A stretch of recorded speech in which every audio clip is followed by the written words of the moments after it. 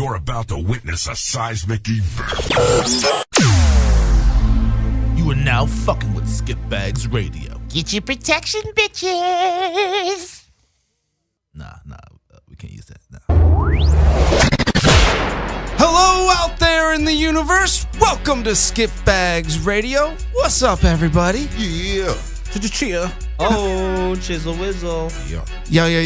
This is Sailor Dev coming at you with Skitbags Radio right here. But I got our fresh engineer producer back in the studio with us today. Say what up, Neil. Let's do it. Yo, one time. Yeah, welcome back. Yeah, Neil yeah. the cripple.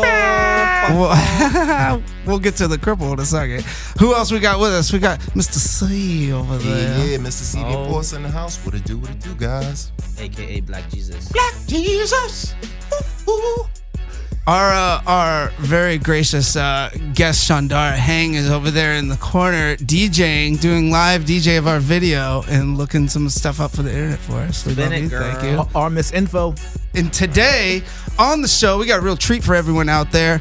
The legend, the hardest working man in Hollywood, founder of LA Reels and producer and star of Scrambled, Mr. Brett Newton is in the house. Throw your hands in the air, ladies and gentlemen.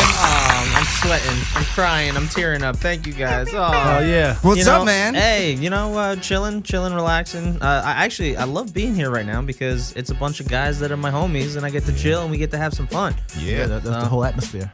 That's the goal. We like people listening and people to be on the show to just have a good time. That's what we put in the brochure. We're not trying. Yeah. That's what we put in the brochure. The one that doesn't exist yet. Awesome. Devin, thanks for that intro, though, man. I mean, that's cool. So my partner Noah Edwards. So he actually to give him the real shout out. He actually started LA Reels, and then a month later brought me on board, and now we own it. We're co-owners of the company together. So after 4.5, 5 years, but Scramble, the feature film, that is ours. That is our. I mean, LA Reels and Scramble is our baby. Yeah. You know. Well, I want to get into all that in a little bit because Feel that's that why loop. we're here, is to talk about you and what's going on in your world. But first, we kind of always ease into each episode with a breakdown. Before we get into our breakdown, we're going to break down Avatar, ladies and gentlemen. But we have to give a health update from our fucking boy Neil over here. Neil the Great was almost taken the fuck out by some crazed maniac in a steel hurling machine riding down the interstate recklessly. What's up, man? Hold on a second. So there's been a previous episode where you have now acknowledged that I. Oh yeah, last No, week. we did. Yeah, we acknowledged. Yeah, you've been gone, man. So it's been, and I had to air a couple reruns for a hot minute. So last week we recorded that episode was just us here in the studio. So ladies and gentlemen, you probably won't hear that air. If anything, it will be available on our YouTube page as like out clips and outtakes. Yeah, on So the it's basically that to everyone, this is just another week. Like, Yeah, they to have no everyone, idea. nobody knows what happened. Really, we didn't go into That's it. all right. We just told everybody you're injured. I wanted to hear from you because I didn't know what your lawyers told you to say, and I don't know what's going on with your situation. So that's why I was like, I'll just wait. I'll just make it short and sweet. Late night, I get the text from someone I've been quote unquote talking to. So I gotta you gotta make the trip. So I head out on the highway. It's late. No one's on the road, and once I get off the exit to where I'm headed to. Hit a pothole, and I don't know if people are familiar with these things on your front bumper of your car, but it's like these little plastic black panelings that go in front of your floodlights, and I could hear it just falling off my bumper, and I was like, shit, I'm about to have to get this off eBay later. But I noticed in the rearview mirror, no one's on the highway. It's like 3:30 a.m. I was like, shit, I can actually get this. It's on the exit. So I parked the car in front of a 76 gas station. I walk up to get the piece that fell off my bumper, and then that's it. That's all I remember. You ever see like those trailers for movies where like something happens and it'll go to black screen, and black screen, black screen? Like that's what happened to me. Like the next thing I remember is me being like on my back, and then the lady telling me, like, my first words were, did you? I knew I got hit. You know what I mean? But I don't know how I got hit. I don't know like what happened. And then the lady asking me the lady was asking me if I was okay. She asked me something, but I didn't even acknowledge the question. I was just like, yo, you guys got who hit me? They're like, yeah, right? And then I was like, all right, cool. And I think that's when I looked to my right, and I see my leg twisted almost like 3 ways. Oh my god! Right, and then the foot is like not the way it should be, and I can move the foot. You know what I mean? And I was like, oh, it was that moment, and then from there, I think I blacked out again because after that, You're like, I don't want to see this shit. dude, I could not believe seeing my leg like that. I was like, oh my god, and then I could see my ankle. I was like, oh no, you know what I mean? That's crazy. And then yeah, so basically, if to put it back, like there's a lot of other stuff that happened to me other than my leg, but basically, if you have like a toothpick, basically that's like my shin, right? And imagine just snapping that in two, and then putting those 2 pieces together and snapping those in 2. That's what happened to my shin. You know, I have that many breaks in it, right? So I get to the hospital, and then that's when they tell me that it's one of them Paul George joints where like the bone came through like my skin and shit, right? And I'm like, oh my god, and everything's happening so fast. I'm thirsty as shit when I get to the hospital. I'm so fucking thirsty. That was another thing I'll never forget. I was so thirsty. I was like, I get some water, and they're like, no, you can't get no water. You're going to surgery, and you can't have no food. I was like, fuck. Yeah. They're like, yeah, but we got these IVs. He's like, ain't the same shit. It ain't the same shit. Like my mouth was so dry. I'd be like, you know what I mean? You're not feeling. Oh shit. And then I meet with the surgeon. And he's like, all right. So they were shooting you up with morphine and shit. That's why your mouth's so dry. Dude, that was the worst fucking part, though. Like, I'm getting hit with all these amazing drugs, but my shit is actually that fucked up where I'm not getting any of the other secondhand effects. You know? Oh, yeah, I bet. I'm not getting nothing else. Like, you know? totally I've had that happen to me. Totally fucking straight. And then me with the surgeon, he tells me, he's all like, all right, son, this is what's gonna have to happen. You know, your shit's shattered, right? But what we're gonna do is we're gonna put this metal rod into your shin, and that's what's gonna be it. And I was like, oh my god. Yeah. I was like, all right, you can just stop here. Don't tell me no more. I got it. I understand. I got it. You're gonna fix my shit. I got it. And then they're like, yeah, but it's all right. We have to tell you what we're gonna do. Yeah. I'm like, fuck. And then all right, cool. And then he's like, all right, now to get this rod into your leg, we have to put that shit in through your knee. I'm like, oh my god! Like, I can't. And I'm just like, yeah. I do all my life. I had maybe like to get teeth pulled or there's some. I've had certain situations where I had to go under. You know, I'm kind of excited. It's kind of cool. You get knocked out. You wake up kind of like woozy and shit. I was not excited for this shit. I was like, yo, how much is this shit is gonna? Yo, there's no way I'm gonna be sleeping through this. There's no fucking way. Like, yo, I had such a fear. Oh yeah. That I was you gonna wake up like in the middle, right? In the middle that used to of be it. my fear with surgeries as a kid.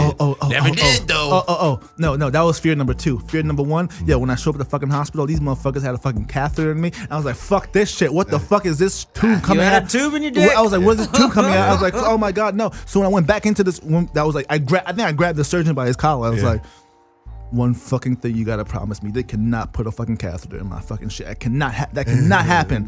And then he looked at his watch. He was like, okay, cool. Well, the procedure's only gonna be 3.5 hours. So it's only procedures over 4 hours that we have to put catheters in. So you're good. No, you're good. I know. And so.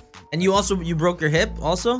Oh yeah. Your pelvis? Oh yeah. There's some shit that they can't even like treat because there's no. They can't. I shattered my fibula. That's what they call like my shin. I also shattered my ankle. Right. I also broke my pelvis and I have a broken rib.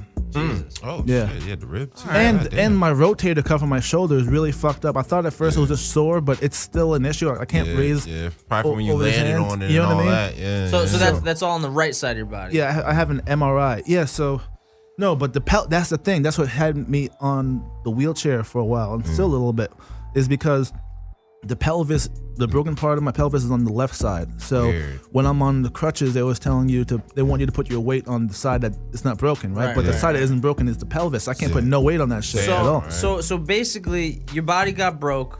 How's your heart and spirit? It's pretty. I've had some tough moments. You know, it kind of sucks not being able to leave the crib or not even being able to walk around the place. You know, and fuck, it was during like All-Star Weekend at the same time, so that kind of sucked. You know, so.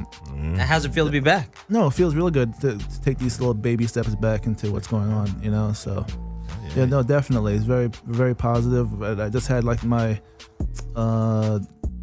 The follow up today. On Friday they removed my cast and everything's straight. You know, nice. So now everything's just down to like the swelling going down and fine. So I guess the moral of the story is don't get out of your fucking car on the freeway entrance. Dude, I wasn't on the freeway, Edgerins. I was. Well, my friend did say you were standing in what is called the Triangle of Death. Yeah, The Triangle of Death.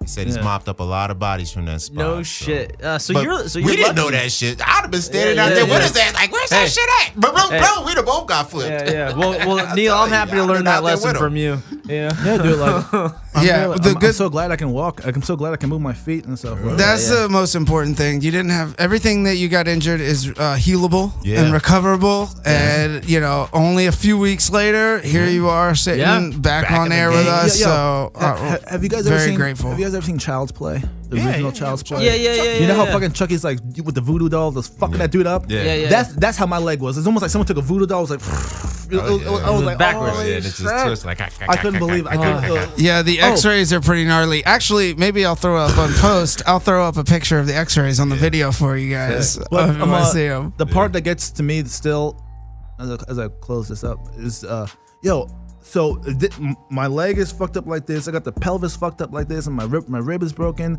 and my shoulder. I can't stop pondering how I got hit. Like I don't remember how I got hit. I just know I got instantly. hit. Yeah. But I have no idea. Like for all this shit to be fucked up with me. Like how did I land? Like how did I get hit? Like, and I don't know. Yeah. That's the weirdest part. Yeah. Boom! There goes the scramble poster. Oh, Fine, well, that's making a okay. late exit. Yeah, you can just lay it on the ground. It's fine. Well, that's called shock. That's called shock, saving you from experiencing that pain firsthand. Really. Yeah. Yeah. It's all good, Carl. No, it's just gonna fall again, bro. So fuck it. Well, so we're glad you're back, Neil. Yeah, me We too. love you. Thank you. Thank you. Congratulations. Anyway, so we're gonna onto a lighter, more positive note. We're gonna break down some movies here for the next couple minutes, and then we're gonna get in talking about behind the scenes of Hollywood life in the entertainment industry and what it takes to run your own business and make your own movie and feature film. One more thing is I also kind of have a little Final Destination feel going on with me too. I'm like, shit, like, did I just cheat fucking death? And is it still coming after me? But Kinda. moving on, moving. It makes you appreciate life. Well, man. knock on Shoot. some fucking wood. Don't jinx no that shit, bro. Come on. I mean, dude, when you get hit, what's a car, coming off the freeway? They're exiting at what, 60, 40, 40 to 60 miles an hour. 40 kills. Fuck. You went. I mean, obviously it hit you on your right side. You got smashed up and thrown. Spin, And thrown, the fact, your brain is good, your head is good. Yeah. Bro, everything's three of the 5 people in this room have had leg injuries in the past month or two. that's crazy. And our mascot Phoebe almost got eaten by a hawk. So we're just skidding by the hair of our chinny chin chin right now. That's right. Knock the fuck on this wood, because I can't be getting injured. Right. Well, things happen in threes, so you're good, Devin. Yeah, good. Broke that cycle. Awesome. All right. Well, so on to Avatar. We'll check this out. We had some news. Brett told us about some news from James Cameron coming through, and I don't. I mean, it's just hearsay that I've heard, but I mean, James Cameron has been very adamant about producing his Avatar movies, and I think 2, 3, and 4 are filming or in pre-production right now. I know they're filming one of them because I know there's some green screen stuff going on with that stuff. But didn't he want to wait for the new technology to be developed? Well, that was the whole idea behind the original. Yeah, Avatar. that's a word. But didn't he want even more after he did the original? I heard for sequel 2, he's like, nah, we're not gonna jump into it because I want to do even more crazy shit. Well, but technology is exponential. So the shit he waited 10 years before he made the original Avatar. I mean, exponentially, the technology has already increased by increment, the massive whole one increments. looks like a claymation and shit now, basically. Well, before we get on to future avatars, what did you guys think of the original? Let's start with that. Phenomenal. Yeah, I actually thoroughly enjoyed it, and it's not the type of movie that I thought I would have liked. So, because I don't like those big hype movies, usually I'm unimpressed by story and everything is just fireworks. But I think story in the original Avatar was very nice, along with all the beautiful visuals. I think it's the most recent movie, and I don't want to say Star Wars because Star Wars that's kind of its own thing. It's the most recent movie I remember people going to. It was like an event.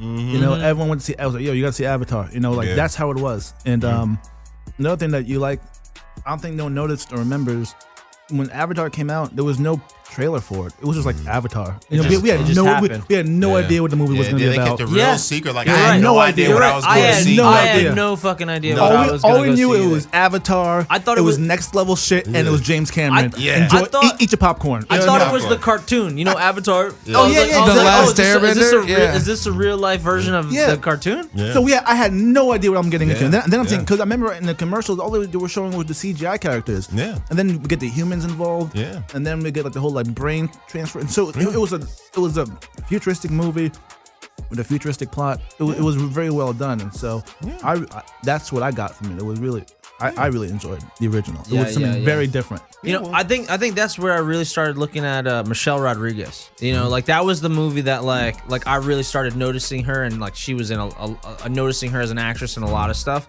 But I think in that she's I mean, like for women, she's in that? Yeah, dude. Is she one of the, like, she's one of the military military people people, or something? but she She's a girl that's but been she's- in Fast and Furious. Yeah, yeah, and yeah, she's yeah, a yeah, yeah. She's Hispanic like the one one who's on the that's like- fence, right? But she no SWAT, she bunch of shit. she's on the good side. Like Yeah. she's in the military under the rule of, you know, the good bad guy, Yeah, the whatever. good bad guy, You know, and she's helping. But She's she's like the helping pilot, good the rogue people. pilot. Yeah, Oh, yeah, yeah, there you yeah, go. You're right, exactly. you're right. That's the best way to explain it. Yeah, she's great, man. Mm-hmm. And she's beautiful. Yeah, Shout out. I like the way the movie kind of tried to, he tried to be deep with his James Cameron film Yeah. also, because he basically tried to show how Earth would have turned out if we never got all capitalist and greedy and money consumed, and we just stuck with the natural aspects of Earth. Like that's what they were kind of trying to show, that hey, we could have been like these people here, plugging our assholes in the trees and filling the whole planet and being in one with the universe. And then they showed when we finally get off this planet, what we come and do to other planets. Let's dig a hole, well, we kill fuck- all we the fuck shit Indians. up, yeah. It's ours, just like home,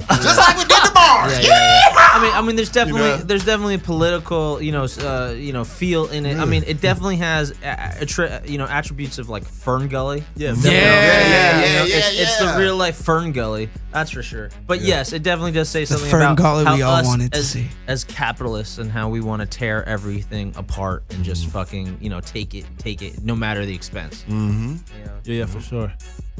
Well, I loved it as well. The thing I liked most about Avatar is it's layered. Like a point that you guys all hit on was, the visuals are amazing because the tech was a new build out. So that was a great visual thing to watch and enjoy in the theater or at home, whatever, just as a movie. But the story was really good. You had, not only the metaphor for corporate America and destroying natural resources like Carl touched on, but also a true love story that was hidden underneath. And that was really the through line, was following this character and his journey and falling in love. And then the conflict was, does he do his mission or does he not, and everything like that. So I thought those elements added the foundation and the 'cause substance to he the was film. Like, he was like undercover, right? Remember he was. So his brother was supposed Yeah. to be in that position as a military man, and then he ended up dying in action, and then he was in the military, but he got crippled. Yeah. Remember, Oh, like from yeah, the that's legs right. down, he couldn't walk. Neil, you can relate to this. Oh yeah, I had to. no, it was perfect. Yeah. Oh yeah, so the real Sam what's his name? Westerson? Sam. Oh, whatever. the real- Sam Worthington. The real Sam Worthington in the movie, he can't walk at all, right? He can't. In his walk. real life, Yeah, yeah. yeah. But when he plugs into the Avatar, obviously he can. And that tech it's crazy he put this in writing 10 years ago, because that tech is not far away. Oh, no. Like with Elon Musk's not. neural net and AI and shit, there will be a day within our lifetimes where we will be able to hook our shit into like a computer like the Matrix. Well, wait, 100%. you hear about the head transplant in like Germany? Yeah, What? some Yeah. crazy German fuckers trying to transport a whole head, A brain, or just a whole head, or the brain. It's a head. It's the head and the spinal cord and taking it out and then reconnecting it onto a new body. I don't know. These people are gonna die. Crazy. Good luck. Enjoy the afterlife. The patient that it is, he's already like fully quadriplegic, Yeah. and like he's been living a life basically as like a vegetable. a So vegetable. I can tell you, here's a little example of how difficult that is. So I'm blind in my right eye. I had a corneal transplant when I was 2.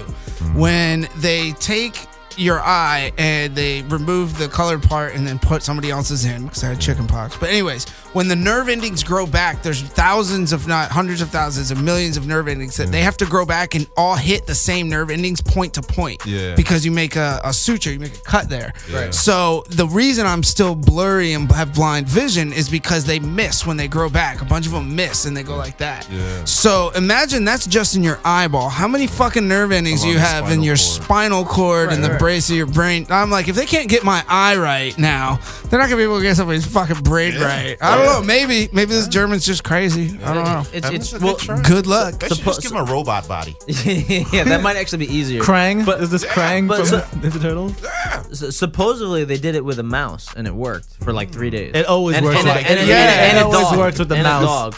They've also literally grown organs out of the sides of mice as well. Well, Like, that's my plan. Out of the for sides of longevity. them? Well, you know, Yeah. with the The human ears, genome the- product and everything like grow that, like a human you ear. can take stem cells and you can regrow like everything in your body, every organ, every muscle. When I get millions of dollars, I'm gonna have a project at a college where they regrow all my organs, muscles, and bodies. Just so so like you a can fucking car, like a car. Anything goes bad, pop in a new heart, son. Pop in a new thigh, son. Pop in a new bladder, son. Pop in a new lung. No, a millionaire could do that because your brain only stops and dies when the blood stops flowing.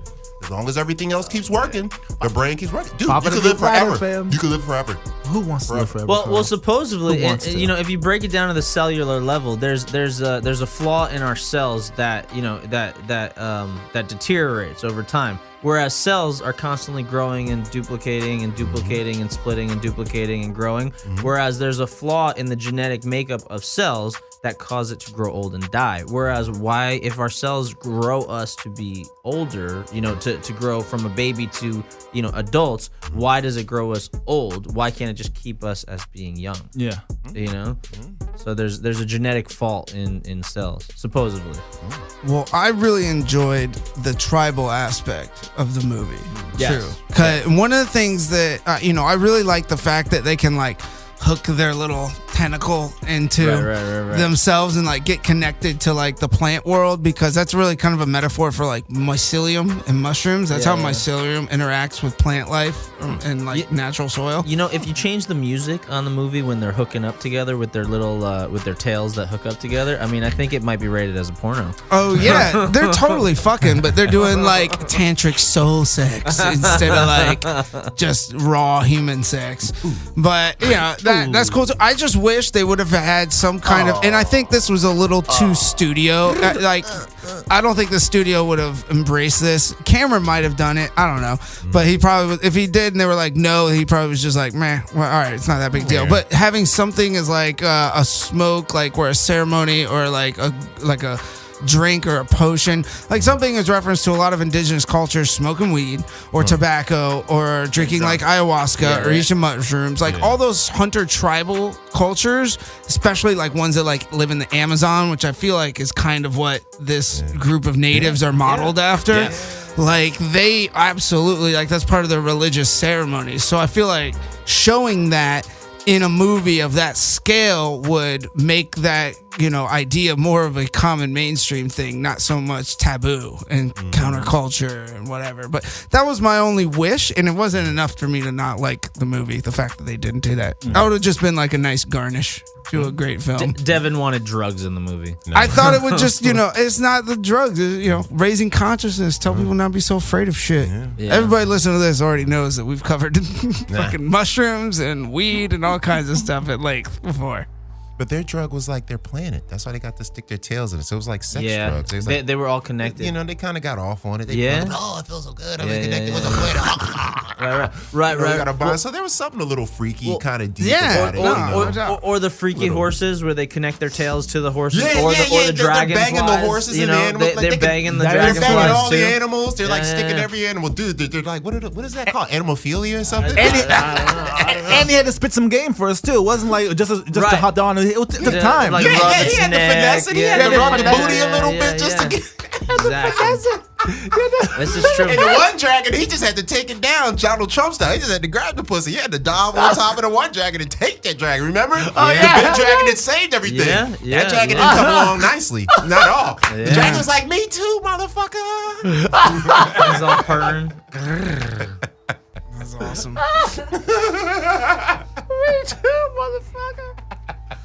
What did you? I was gonna make a joke, but it was inappropriate. That's my job. So what do you guys think about the future of the franchise? Boo. I don't know what the fuck these guys are doing.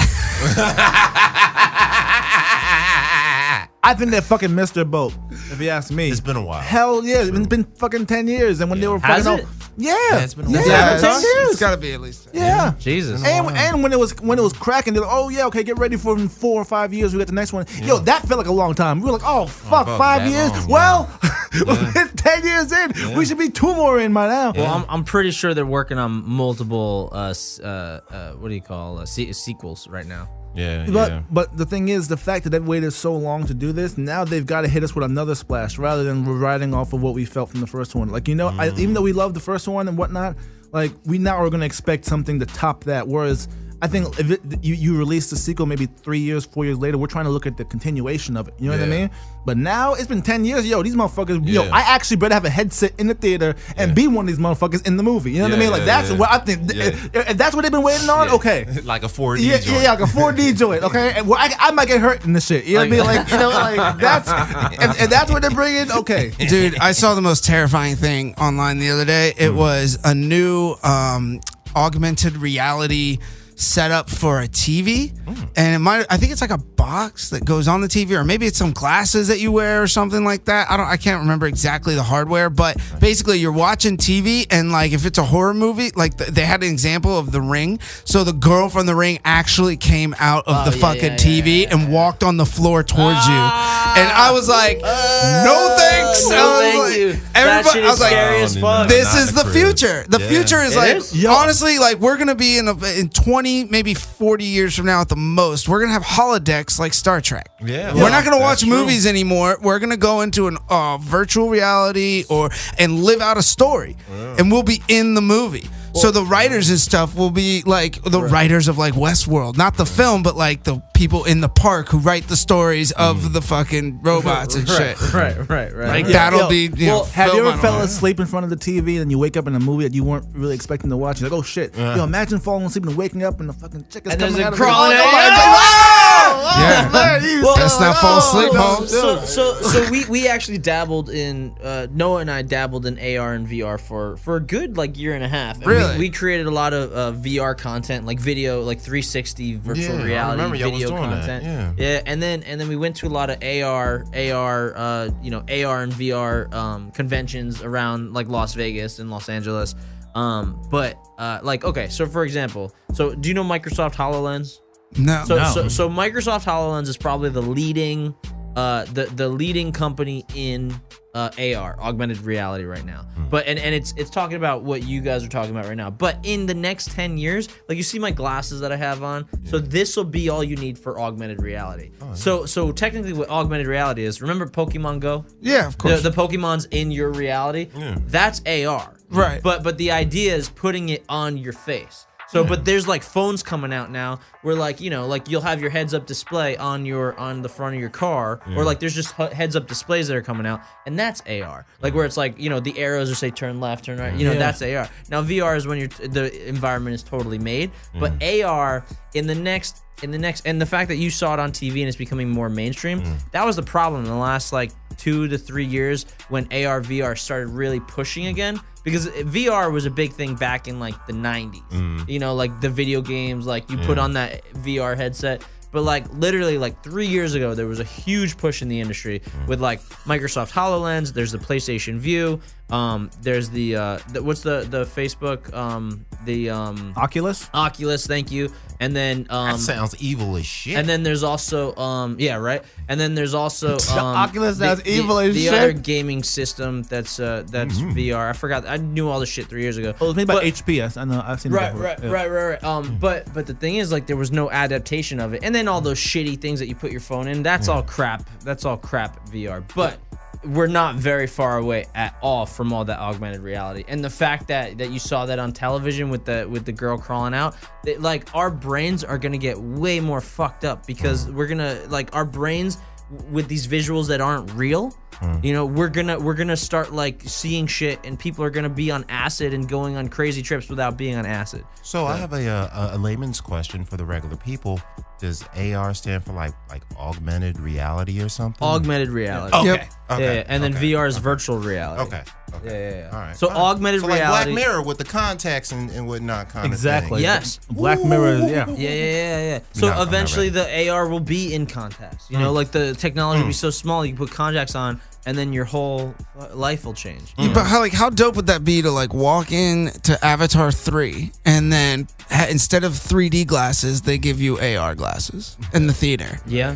Like that's kind of crazy because you could do a lot of stuff. And I tell you the truth, I wouldn't even know 3D because of my blind eye. I can't see 3D. So Right. like, But you can see everybody, AR. but I can see AR, Yeah. right? Totally, and it's kind of with the exception of the light and the mechanics of how it works, it's supposed to represent the same thing or a similar thing. You know, shit popping off the screen. Yeah, real depth, life. It's like depth. it's Yeah, like, depth. it's like the Depth. high tech Yeah. version of 3D. You know, like the old school 3D, like where the arrows used to. I used to actually duck to the side when little arrows came towards the screen when I used to watch old kung fu 3D movies when I was a kid. 'Cause, you know, you never seen it before, so you put on the glasses, I'm sitting in the basement, and dude, the dang on arrows would come out the screen. You know what I mean? I would actually duck for the first time, like, oh shit. Right. Oh yeah, it's 3D. Okay, damn, this shit really works. So I could only imagine the augmented next level. You know, like shit in my pants.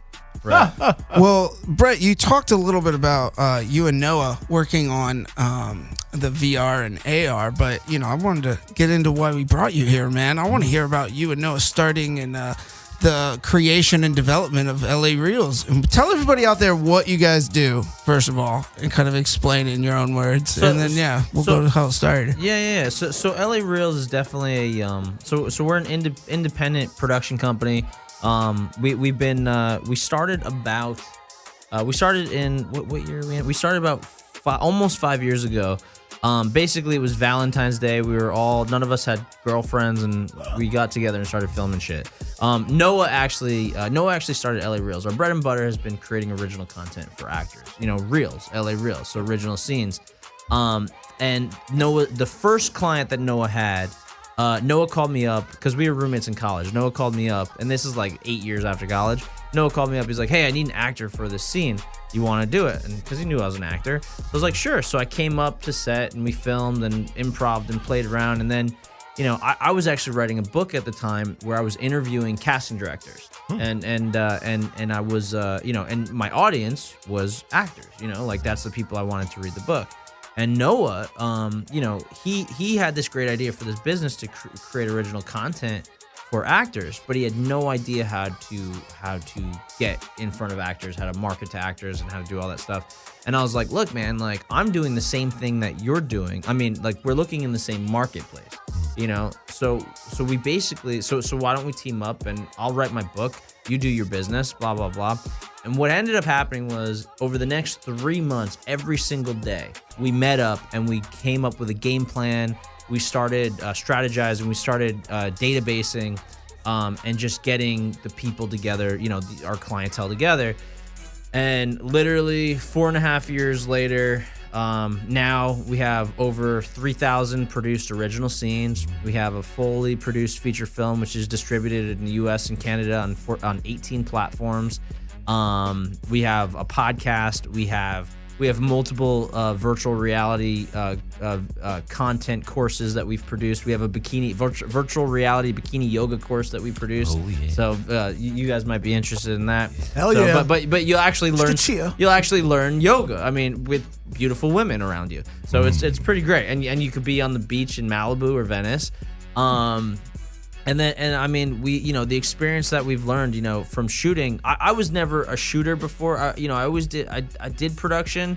Like I was a PA for a long time on a lot of different things, and like I associate produce stuff. I used to produce animation like overseas and things like that, but I was never a shooter. And like literally over the past 4 years, I mean, now I'm 100% filmmaker all around. I mean, the skill sets that we've picked up, what we've done from shooting, from directing, from post-production. And I mean, as an actor, like growing from the world of musical theater, in New York and New Jersey, and then coming out being in LA for the last 15 years. I mean, now I have a huge portfolio with LA Reels.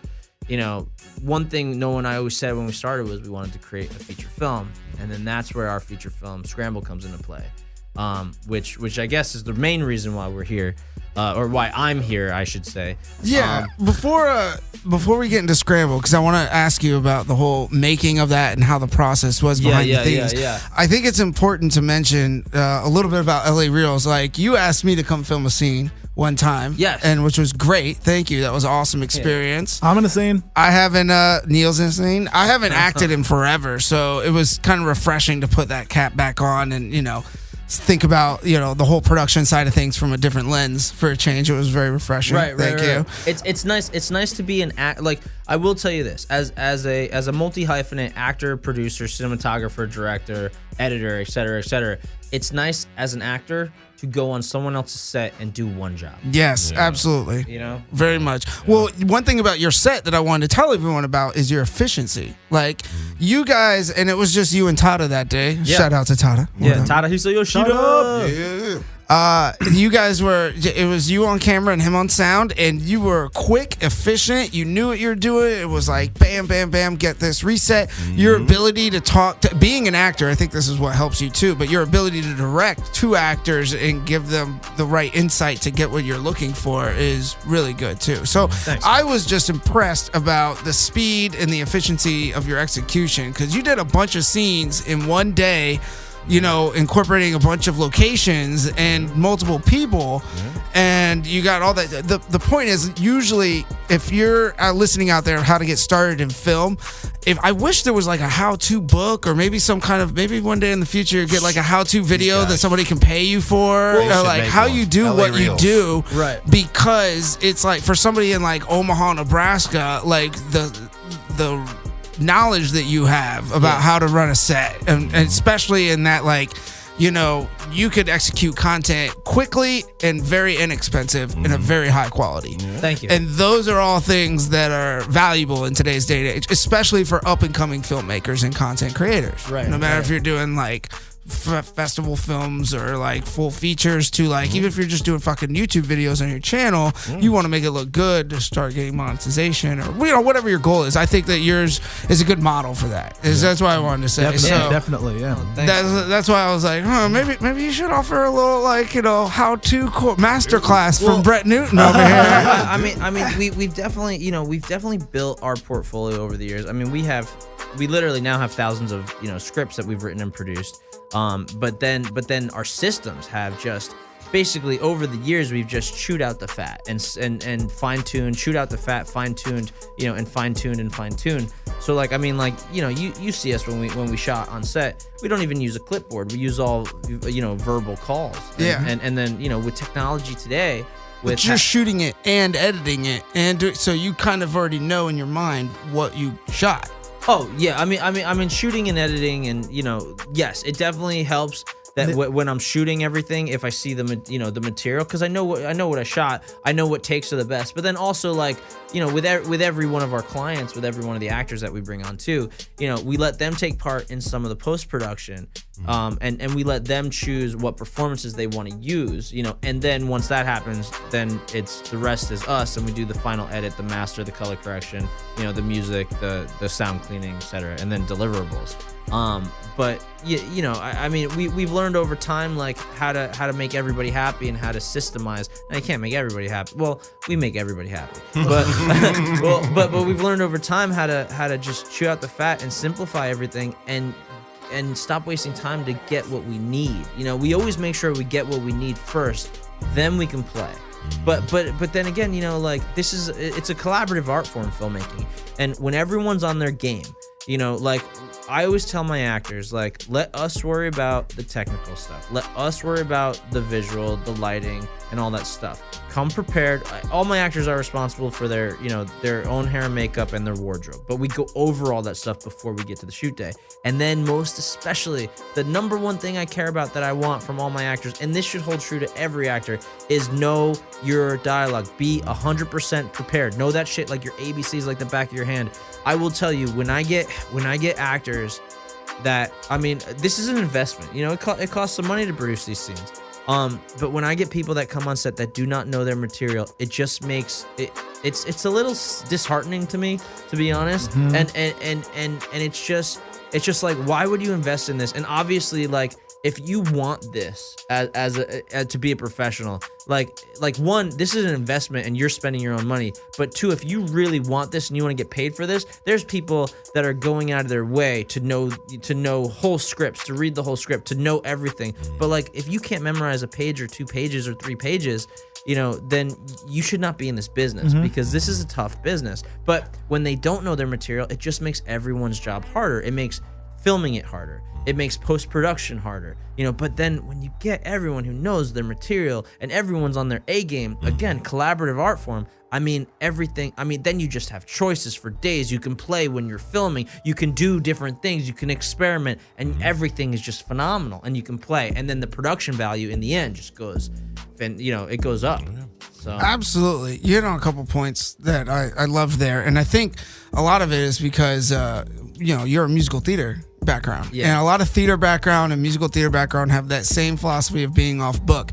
And I'll tell you, you goddamn actors out there, if you come to set and you don't know your fucking lines, I'm gonna lay into you if it's my set. If it is, because you're right. At the end of the day, you don't really have. That's your job. You're coming unprepared to your job. And your preparation, everyone's prepping before you go there to shoot. Like the director, the cinematographer, sound, everybody on set has prepared to make the execution of it far more efficient. And if there's one gear that holds it up, it's definitely an acting gear. Everything else is pretty much manageable on the tech side. You're only as strong as your weakest link.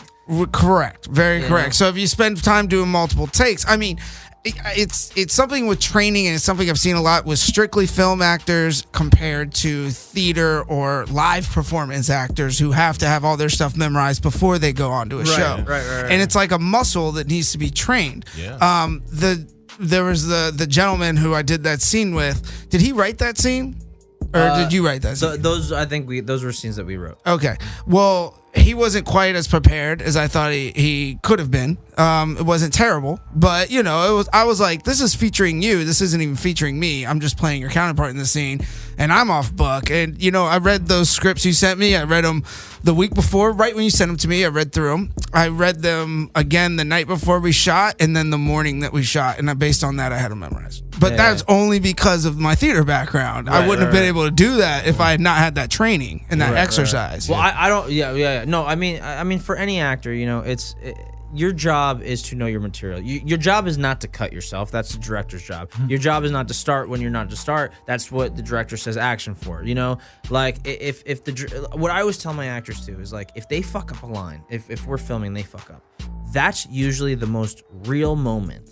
You know, is because there's something really emotionally going on with them, you know, and to capture that. And if I get an actor that fights through that and to find the line and to find where they are, but they stay in character, that will most likely end up in the final cut because there's a real genuine moment going on. But then most actors, most younger or less experienced actors will just cut themselves. Oh, I fucked up. You know, this and that. I'm like, no, that was great. It was so amazing. But now we can't use it because I used to do that on my first rap shows. Like when I first started performing music and stuff, if I messed up on stage my first shows, instead of just keep going, I'd literally break down in the middle of like, I messed up. And I was just like, what am I doing? And now I'm a veteran. I roll right on through, baby. Right. and nobody knows. No one knows. Nobody in the audience knows except for you. And then maybe the writer. But they don't care as long as the pieces perform great. Then they get the credit for writing it. Well, speaking of writing and creating original content, let's talk about Scramble, bro.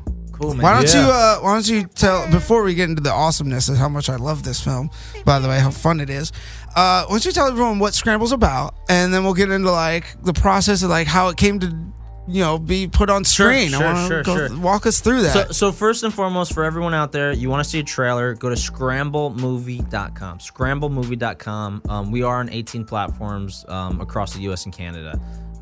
So now Scramble is a sexy action thriller with the underdog, you know, loser kid who actually I play. His name is Frank, and it's kind of based off of my real life. But my girlfriend, you know, is kidnapped by an underground prostitution ring because her father owed a debt.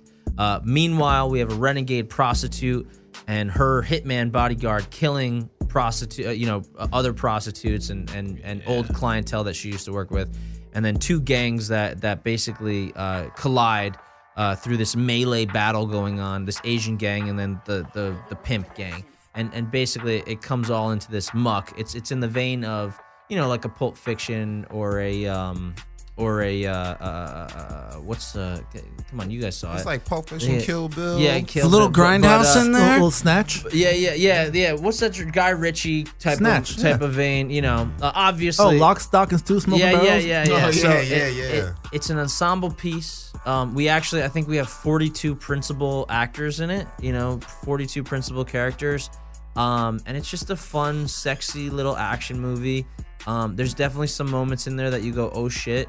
But it's an adventure and it's an ensemble piece that happens. So It was great. It was a lot of fun. Thanks, to watch Yeah, that a lot movie. of fun. That's one of my biggest things. That people are like, describe the movie, and I think on the premiere camera, red carpet camera, I think I was like said something awesome because I was just in the zone. But I wish I would remember that quote. 'Cause I'll plug that from every night now. I'll send you that footage and then you can use it. So it was just we'll insert that footage into the video here. But it's kind of funny. Actually, 3 of the 5 people in this room right now actually worked on the film. Hell yeah. Yeah. So obviously I did. I produced, developed, and Ironically, those are all the 3 with broken legs. yeah.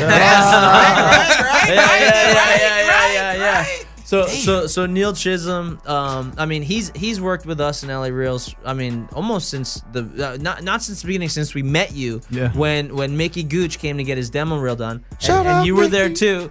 You were Mickey Gooch, who's also in the film. And he was great, and he was actually a huge help, and that's why Skitbags gets a big call out, to helping us, and we'll go into that. But Neil helped us. He basically put our assembly cut together, which was a great start for where the movie started. When we finally got it back, we're like, oh fuck, we really, to make the vision that we truly have as the creators of it, we're like, fuck, we really need to now take this and dive in and just tweak, and I'm sure Neil, you saw your assembly cut and then you saw the final product. Yeah. What was that like for you? That's that's kind of cool. It was awesome because it was like usually whenever I edit a full feature film or a trailer or whatnot, I'm being told like what to do to take it to the finish line. Whereas this, I just handed off and they knew it already. So it was kind of like seeing the notes taking place without me having to do anything. It was like, and it was like, oh, so this is what they meant. Oh yeah, or sometimes there was like a gap between scenes and they hadn't filmed it yet, and so they were just like, oh, don't worry about it, we'll get to it soon. So it was like pieces like that came together. I was like, oh, that's why this happens and so forth, and it just makes it almost turns what we did into like one of those choose your own adventure books, where it's like you're kind of seeing what like how it ends, and it could end up anywhere because when I was editing it was kind of still being filmed. Yeah. And it's funny for Black Jesus over here, for Carl. Yeah. Black Jesus. So we have a character in the movie called Black Jesus. His name is Black Jesus, who actually ends up having a pretty substantial little part in the movie. He shows up multiple times. Yeah. And the reality was, Black Jesus was not written into the movie. Originally, he was not in the original script. We were over at Mickey Gooch's house. I think it was like Halloween, and Carl was Black Jesus for Halloween, and we're like, you know what? We gotta put you in the movie. So we literally added dialogue, added scenes. We said, wear what you're wearing, and Black Jesus became enlightened in the film. And he's a great character in the movie. Yeah. I'm glad y'all put me in, man. That was a great hookup, man. Yeah, tell us. What was that like for you? That experience, like coming onto the set, and then we just played and we just made some shit up for you. Well, from working with you guys for the past years from your LRS, you guys keep a real organized structure. You got a great way of going through it. Like Devin was saying earlier, you work through stuff quick, bang, bang, bang, bang, bang. So all I had to do was come out there and just be as Black Jesus-y as I wanted to, and do my thing and follow instructions, stand in my spot, and it's always fun because when you work with friends and fam, it's always a good time. So No, I appreciate it, and you guys got me my SAG certification through that, and whatnot. Nice. So thanks to you gentlemen for that. Hook me up with the SAG, dog. Union official.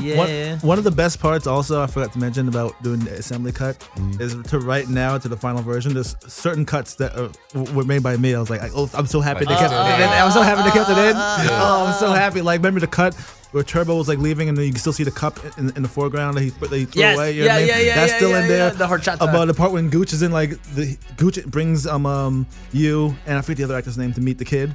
Victor. And then he says one line, and Gooch is in the background and goes, Yes. just this random laugh. Yeah. It's like, I just love those little signature cuts of my being, and I'm so happy those shits are still in the film. That just made it for me. That was the best part.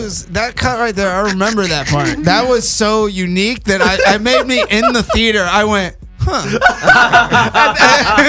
and I was like, that feels like a Neil in it. I was like, that feels like he was just like, this is, nobody might laugh at this. This is just for me having fun with myself. And then there's also one with the kid, and he's like, where'd you get this gun? And he goes, oh yeah, Black Jesus gave it to me. And then we cut to Carl, he goes, yes. Yeah.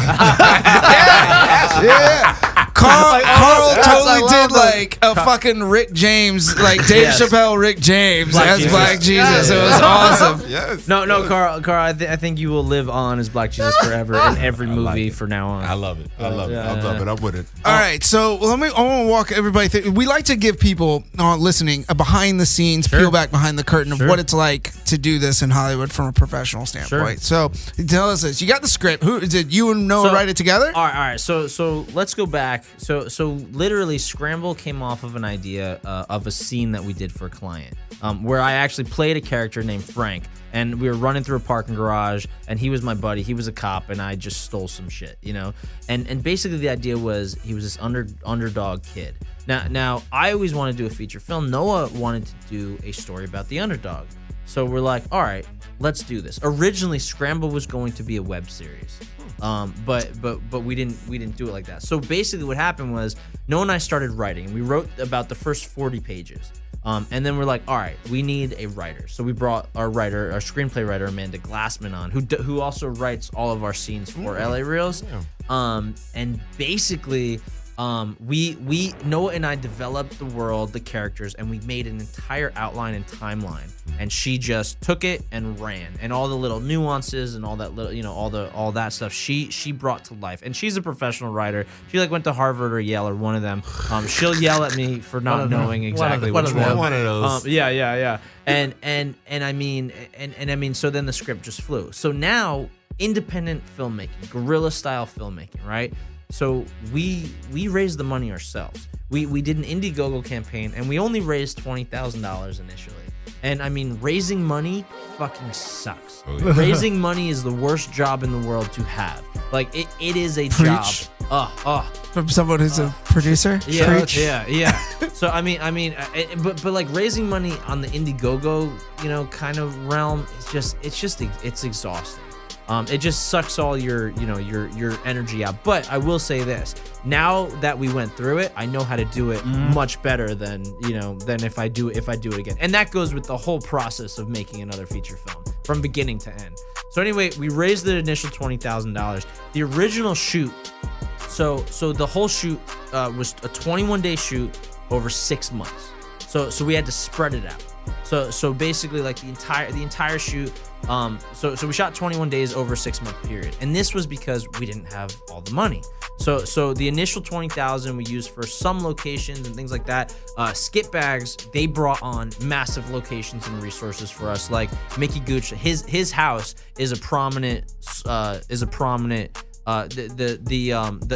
of the places he lived.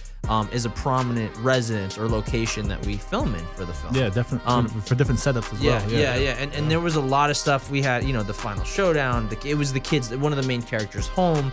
You know, and things like that. But then basically, the whole movie basically took about 4.5 years from the beginning idea to distribution. You know, and I mean that's what happens when you don't have all the funding, and when you have to put money into it over time. We put about $80,000 of our own money into the film, you know, over that 4-year period, from that initial $20,000. And basically, you know, and that's why, like, we were able to pay Neil for the assembly cut, but there was no way we would have been able to pay Neil to do the fine-tune edit that you know, with the work and man hours that Noah and I had to put into it. So that's why we had to just basically, I mean, a lot of blood, sweat, and tears and equity sweat equity a ton of sweat equity. And you know, Clint Riffo, which is actually Noah's cousin. He was our director of photography, Tadahisa Yoshida. He was our sound man. He, you know, our composer. He actually got 14. We had 14 original musical artists in I got 2 in tracks the on that feature. thing. Yeah, Carl produced audio for us. And to say that, we're actually launching the Scramble soundtrack, I think next month on on iTunes and Amazon. Oh, shit. Yeah. So we'll be able to start, you know, getting some. If we get sales, we'll be able to pay some of the musicians some extra residual money, which would be great for them. And now, you know, and basically, it took us about. So we gave Neil, after we finished shooting, it took us about. So after we finished shooting, it took Neil probably about 6 months to do the assembly cut, and then we got it back and we said, all right, fuck it, we need a break because we were burnt out. So we basically didn't do anything for 6 months, and then me and Noah split the entire movie up and we just edited it back and forth. Now, but the real crazy shit is that our original actress who plays the lead actress, who plays Quinn, right? We shot so that initial $20,000 we used primarily on some gear and locations, and you guys are so quiet. Jeez, I just hear Well, I'm letting you go, man. I want to hear this. So the original actress. I'm not gonna. Yeah, but anyway, the original actress. so the original actress who played Quinn. We shot her first 4 days. And we rented, this was all the harem, in the whorehouse, and we rented that location, and we spent a lot of money, and we had 6 whores who were main principal actresses. We had all these thugs. We had a couple other of the main characters. We had Dom Fratelli. You know, we had a lot. I mean, each day there was a lot of moving parts, and it cost a lot of resources for us, and literally, so we shot these first 4 days with her, and they were great. The footage was great. Everything was amazing. And then she ended up booking some movie, and then so we're like, all right. So this is why we worked around schedules and things like that. Why it took 6 months to shoot 21 days. So we're like, all right, cool. And this is just one of the little reasons. So she went off, did her movie, and then we rescheduled the shoot. And, you know, the shooting, and we shot other stuff in between, blah, blah. And then we finally get her back, and she's like, all right, we're good for these days. Great. We're going to shoot the final showdown, which is this big, epic, you know, showdown. Black Jesus is in it. It's fantastic. Yeah. And it's in Malibu. And this day we probably have about, 25 people on set, from actors and then behind, everyone making everything work. And I mean, we're paying everyone to get out there. We're paying gas and travel and our lead actors and food and everything. And there's a lot going on. And it's I think it's like a Friday night, or it's a Friday afternoon. We're driving on the 101, to Malibu, and I'm in my car. Noah and Todd are in the LA Reels van, and we both get this email in traffic on the way, and we just are I know we read it at the exact same time, because as soon as I read it, I called Noah, and he's like, "Did you see it?" I'm like, "Yeah, you saw it." And he's like, "Yeah." And basically, our lead actress, who had just spent all this money on and shot, these locations, she dropped out of the film. And basically, something happened. She had a family issue, and she was still on the East Coast. But so we're in our brains, we're like, all right, shit, what the hell are we gonna do? We have all these people meeting us for this big final showdown. This actress is supposed to be in it, and it's a big deal. We get to the location, we tell all the actors and everyone else, and I mean, me and Noah were super calm. Some of the other actors were like, what the fuck, blah blah blah, not at us, but at the situation at hand. But we knew, as independent filmmakers, you gotta pull your resources. You gotta do what you can. Yeah. So the show must go on. So That's theater, right there. Yeah. So the show must go on. So we thought, how the hell can we cheat this? So Mickey Gooch had an iPad. We grabbed the iPad. We put a green screen on it. There was a safe, and we said, all right, we're locking the girl, the main character who's supposed to be in this final showdown. We're locking her in the safe. We'll figure out who the actress is later, and we'll figure out what to do after. Now the task at hand is filming this this final showdown and getting everything to make sense. So we basically started adding elements. We filmed this iPad with a green screen on it so we could figure out what the fuck to do with it later, and every actor got on board. Mickey Gooch actually helped. We're like, all right, we need a stand-in because we need to put the actress in the safe. So what we did, we threw her hair over her face. We got a girl, we had the wardrobe. We put the wardrobe on this new girl who Mickey Gooch called up like he knew it was some friend of his. And Shout out to Mickey. Through. Mickey Gooch, thank you, brother. So this girl came and then she flipped, she put the costume on, she flipped her hair over her face. The gangster brought her in, said, I got Quinn, like put her in the safe, and then we didn't have to worry about her anymore. Right. So, but the right. Best part. So then what we ended up doing. All right. So the story continues. I'm sorry. So yeah, you guys could talk. No, here you go, man. Baby. So the story continues. So now so we finished shooting, thank God, and that was a long. I mean, I think that was a Saturday or that was a Friday, Saturday, and Sunday shoot. Like that was a long ass shoot. Like to do all the stuff. It was a big showdown and shootout and blah blah blah. A lot of moving parts in that. And now, so we finished and we're like, all right, what do we do? How do we we just shot 4 days with this girl, and all of we can't use it anymore. And we said, no, we can't dump all this footage because a ton of our initial time and resources just went into this. So we're like, all right, we're gonna recast. We're gonna recast, and then this is what we're gonna do. Initially, we're like, all right, we'll just have we'll do something where the actress is just two different actresses. And we're like, well, that might be cheesy. And we talked to different people about what our options were, blah, blah, blah. So then we came up with the idea of, we still had, so we shot all the internal scenes of the movie with the original actress. The external, the opening scenes and the ending scenes, we still didn't have. So we went and we shot everything out. And then we brought her. First we cast another girl, obviously, Marissa Von Bleeken, sweetest girl, great actress, very talented, just down to work and down to be there. And I mean, great girl. She was on Glow. She did a bunch. She's not Glow. I was on Glow. She was on Glee. She's Glee, Glow. What the heck? So, Glow. What the heck? That was a very Larry David.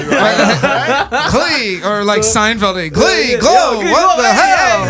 Oh my God, I don't know what is going on. Hey, where are we going? What's the deal with that Glee? You mean Glow? Who's on first? Right. So anyway, so we cast her. We shot the opening scenes. We shot the ending scenes. We shot everything out, and then we went back and we said, all right, this is what we're gonna do. And this is where Noah. I mean, Noah is phenomenal when it comes to this type of stuff. But we're like, all right, we're gonna shoot our new actress who's playing Quinn on green screen.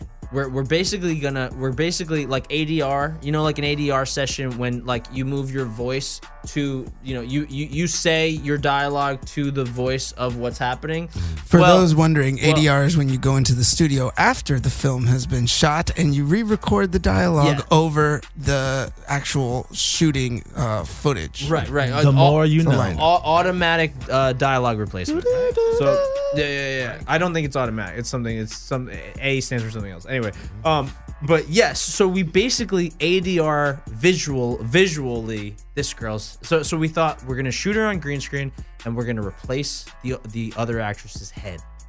So basically we got all the scenes that our actress was in, and they were all in this one location, but it was multiple scenes. That were shot, but it was all in this one location in the harem, in the whorehouse, basically. Home sweet home. And basically what we did, we were very organized. We organized all the scenes that we needed and all the shots. So first what we did, we went through the movie and we're like, what can we fucking cut, to save us some time, and we streamlined everything. Or what shots can we change so we don't show the actress or we show the back of the actress. So we basically shot her on a green screen, and then Noah, I mean, amazingly, was able to go in there and keyframe the shit out of stuff. He's an After Effects master. And basically we like ADR'd her face. We had her do the exact same movements and like the dialogue and everything the same. And then I didn't even notice that. yeah, in film. and you saw it on a big Can't screen. Yeah. You watched it on a big screen Like, in a movie I knew theater. it, and I still didn't see it. Right. Like, You probably forgot about yeah, it, right? I was like, yeah. So oh, that's one of the parts. Yeah, because I remember there was an issue, but when I watched the movie, it didn't even. like click, right? Yeah. So and it's and it's just it's amazing that happened and what when something like that happens when we were on our way to Malibu, because I was I produced, I acted, and I did multiple other facets on this movie, but I also AD'd this movie, and I was also keeping track of all the continuity. And by the time we were driving to Malibu, and that happened, I was like, well, fuck. If we can get, I was like, fuck continuity. If we can get through this, we can handle any other thing, Right. So it actually, it actually became a blessing because it actually let us start having fun on the movie and let us relax. Yeah. Because like after something like that happens, you're like, that's the worst thing that could happen. Yeah. So You guys went through the roller coaster with this. yeah, so Well- let's have fun. So before we wrap up here really quick, I wanted to, in a short Reader's Digest version, the question, it's a couple part question, but like in pre-production, production, and post-production, what were your most favorite and least favorite moments? Okay. Just like quick. Okay, so I mean pre-production, just the fact that we were finally, I've been in LA for 15 years now, and before we started this movie, it was 10 years in, and pre-production, the fact that me, Tata, Noah, and Clint, we're all together in this little office at the Hollywood Production Center and saying, we're doing it, we're making a movie, and the fact that we were organizing all that stuff and getting ready to make a feature film was fucking incredible. And it was great. And like for all of us, like we were just like, wow, we're actually doing it. And we did it. We followed through with it. Damn right. And the thing that I hated about pre-production development was the Indiegogo and the fundraising. I mean, the biggest thing in the world. I think honestly, it's just easier to just approach like a billionaire and be like, hey, like give us some money, please. So, Right. as far as production, man, I will say this, like as an actor, like I love to act, and my appreciation when I get hired to work on someone else's set as an actor or performer or stunt guy, it's probably the best thing in the world. When I'm working on my own stuff as a producer / AD / whatever / actor, I wish the one thing I did as when I was on the film, I wish I enjoyed the acting process a little bit more for myself. Because that's, that was the whole idea of making a feature film was to be able to act in this feature film. But I was so caught up with all the logistics, and I mean, I had to be, because it basically was me and Noah running the ship. Yeah. But it taught me a lot of great lessons, but I wish I was able to just be a little more free. You're using two sides of your brain. Your left and right side of the brain. You want to be artistic, but you have to be logistical. If that's a word, logistical, right? I don't know, whatever. Yeah. Logical? But logical. Yeah, like logical, and you're using like the mathematical side and the creative side at the same time. It kind of, you can't go all the way with either. So I wish I was a little more in it. But that's why I appreciate so much when I'm acting and performing on someone else's set. In terms of the post-production, I will say I actually had a lot of fun doing the post-production. I think one of my favorite scenes that stands out was one of the first shootout scenes. In the harem, in the whorehouse, with all the gangsters and I mean, that scene was so much fun to do the post-production on. Just putting it together and knowing, because that scene, so Noah directed the film, but I was the second unit director, and I did all the stunt coordination and everything on the film. And I have a huge stunt background as well. But when we shot that scene, I was basically directing on that day, and I'd segmented everything because I knew the visuals and the shots that I wanted and blah, blah. And it's funny because I remember giving it to Neil and seeing his cut and being like, all right, it's a good start. But there were a lot of pieces and elements that Neil didn't know why we got him. And then I'm sure when you saw the final, you're like, oh, this all makes sense. Exactly. And it streams together. But just doing the elements, the blood, the gunshots, and then seeing the levels built. First comes the edit of that scene, then comes putting the elements like the muzzle flashes and the blood effects, and then the sound effects, and then the music, and seeing all the elements layered and seeing that build. And that goes with the whole movie, but that specifically was so much fun watching it come to life, and then come to life a little more, come to life a little more, and then come to life a little more. So. Well, thank you. That was a beautiful, beautiful summarization of your favorites right there, man. Yeah. So if you're not interested in seeing Scramble, you can get the fuck up out of here. But Unplug. if you are, tell everybody where they can find you, LA Reels, Scramble, any social media, anything you want to plug. Yeah. Let everybody out there know what's up. So Scramble Movie on Facebook, at Scramble Movie on Instagram, scramblemovie.com. Also, we're on 18 platforms on video on demand in the United States and Canada, including Vudu, Vios, iTunes, Amazon, Cox Communications, a bunch of Canadian networks that I don't even know. But yeah, we're all over the place. Keep looking at scramblemovie.com. You can see more stuff, more updates. Check out our Instagram and social media. I'm at the Brett Newton on Instagram. You can see all sorts of stuff, all the commercials and sets I'm working on, and my puppy Reggie. And then at LA Reels on Instagram as well to keep updated on our production LA Reels stuff too. Awesome. Well, thank you for coming on. Carl, you want to sign out? Oh, yeah. So it's Mr. CD. Which, by the way, hold on. Before you do this, Carl, I got to mention, Carl has been promoting Scramble and LA Reels every fucking episode that he's been here. So every tag out right here is a shout out to Scramble. Wait, hang on. First off, let me just thank you guys. Devin, since we've met, I mean, it's been like maybe a year, 2 years now. And like, dude, you've just been a good-hearted, good-souled man, passionate. You fucking want to do so much. Yeah. I see I value that, and I value our friendship, and I really love that. I love your motivation every day that you push. And Neil, man, you've come so far, like in your editing, in your post-production, your production stuff, bro. And like I love seeing you here with your headphones on and killing it, dude. Hell yeah. And rocking. I'm glad that you're alive. Right. Yeah, right. That's very important. And Black Jesus, same goes with you, bro. So it's so funny, like Carl, dude. I have you in my phone. I'm like, Siri, call Black Jesus. It says, calling Carl Black Jesus. I love it. But man, you're so talented and engaging, and I mean, we've had some real conversations over time, and I mean, like I think you're someone that is very down to earth, and I think we've had conversations where it's been very eye opening. So, but I want to thank you guys for inviting me in here into your little hood, and inviting me, and being part of LA Reels, being part of Scramble and Skitbags, and it's great. It's a great fam, and you guys kick ass. Yeah, hey man, thanks, know you fam. You're in. You guys can check out Brett in a cameo on a couple of our skits on Facebook. Oh, yeah. If you go to Skitbags, one on Facebook page. One of my favorite lines. You're never gonna leave. What is it? Go ahead and say it. You'll never get out of this movie, black guy. Yeah. You gotta say it like it. No, you gotta do the maniacal laughter. You'll never get out of this movie, black guy. Like, that was the best. Oh, before we sign out, I wanted to mention one thing. Yeah, Life of Neil the Great on Instagram. It is Neil Chisholm. I'll just go afterwards. Oh shit, you weren't done yet. Were you? No, he didn't even start. I interrupted him. Oh, all right. Well, fuck it. Just go. I was gonna mention though when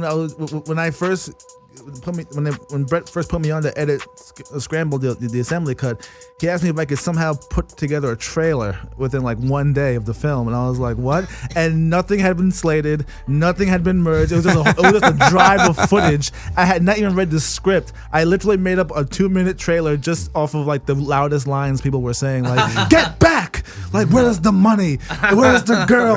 Get in the car!" I just used those lines. I was like, hopefully it makes sense, and that was the trailer that we had. But remember that the first like that was for the initial launch. After we finished shooting, it was the rap party.